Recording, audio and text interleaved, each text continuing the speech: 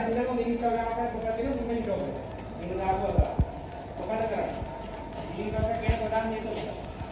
දිලේ වැඩි වෙන්නේ කොයි කාලෙද? වතුර වැඩි වෙනවා වර්ෂාවකදී තෙතමනේ යන්නේ කාලේ. ඒ ලීටරයක් ආව පළවෙනි වැඩේ තමයි තෙතමනේ අඩු කරන්නේ. ඔය තාත්ත කියාගෙන කොච්චර මෙහෙ ගියවද තමයි වැඩන්නේ. වගාවේ තෙතමනේ අඩු කරන්න ඕනේ. ඒ කියන්නේ වතුර වැඩි වෙන වතුර මාස් ගන්න ඕනේ. මස වේලෙන්න හරින්න. ඊට පස්සේ මෙහෙ කරනයක් ගන්න. දැන් ඒ තිරසාවක් කරනවා පස්සේ අදට තියෙන පින්සක් කරන හැද මේ කිඹුන් යනවා කැස්ස තියෙනවා. අයිස්ක්‍රීම් එහෙම කාලා. ඇස්සේ දෙන්න. එම් ආතල්ලක් දුන්න මොකද? බේජ් වලට තමයි වැඩන්නේ. ඉස්සෙල්ලා ඒ කාත්ත ටික නැති කරන්න. එතකොට වතුර ටික බස්සලා වගාවේ අද ටික ඊට සැත්තේ වේලන්න. ඊට පස්සේ තමයි කරන පිටාරයක් ගන්න ඕන. නමුත් අර තාත්තා දෙන්න.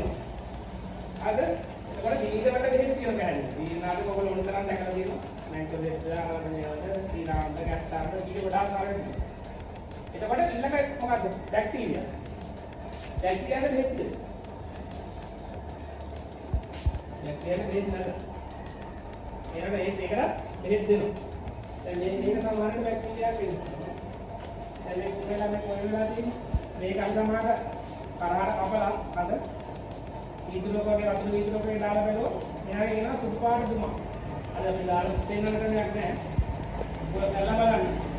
මේ වගේ කුහුරිච්ච වෙලාවකට මේ වගේ කෙනෙක් වෙලාවක මේ මෙයාගේ රසයක් තියෙන එක පේන එක හැදෙන්නේ.